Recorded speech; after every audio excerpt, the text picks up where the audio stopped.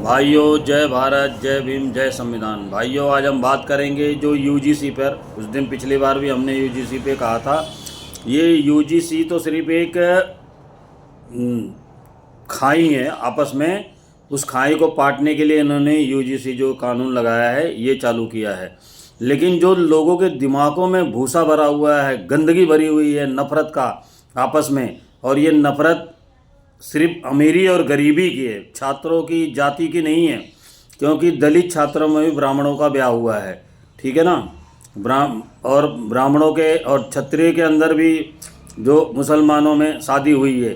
ये सिर्फ नफ़रत है। कौन लड़का अमीर है, कौन अमीर घर से आता है, कौन गरीब घर से आता है, वहाँ भेदभाव होता है, ठीक है। लोगों के मन को इसको कैसे बदला जाएगा, क्योंकि जैसे बदलना शुरू होता है वैसे कोई ना कोई उसमें नया बीज डाल दिया जाता है उसको पनपने के लिए।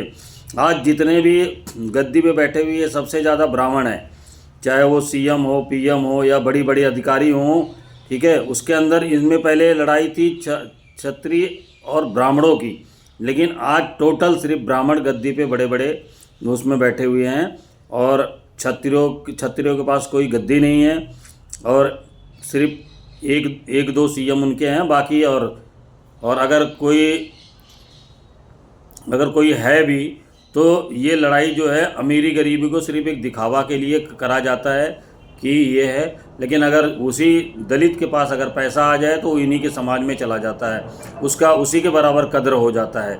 जब तक उसके पास पैसा नहीं है तब तक वो दलित है, शोषित है, बैकवर्ड है। अगर वो पैसेदार हो जाए तो वो कहीं भी शादी ब्याह कर सकता है, किसी के साथ भी रोटी बेटी का रिश्ता कर सकता है। तब इनकी मतलब वो छुआछूत कहाँ चला जाता है, शूद्र स्वर्ण कहाँ चला जाता है, ठीक है।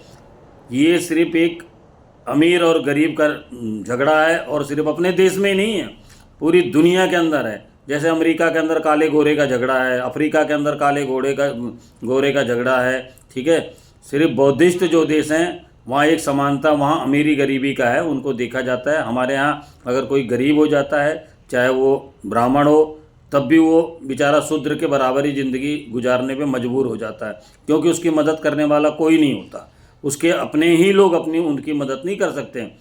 और ये सब चीज़ें अगर सीखना है तो सिख धर्म से सीखो। अगर एक सरदार गरीब हो जाता है तो सब उसकी मदद करने के लिए तैयार हो जाते हैं।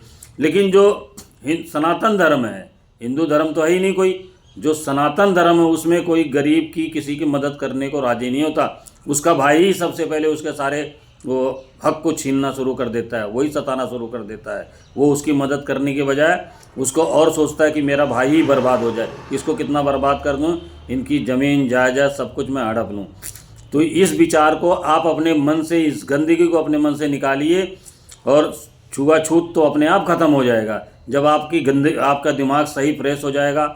एक दूसरे का इंसानियत, क्योंकि इंसानियत आज के डेट में सिर्फ इंसानियत मर चुकी है। इंसान नहीं मरा है, इंसान एक पुतले की तरह जिंदा है, उसकी इंसानियत मर चुकी है, किसी की मदद करने की शक्ति मर चुकी है।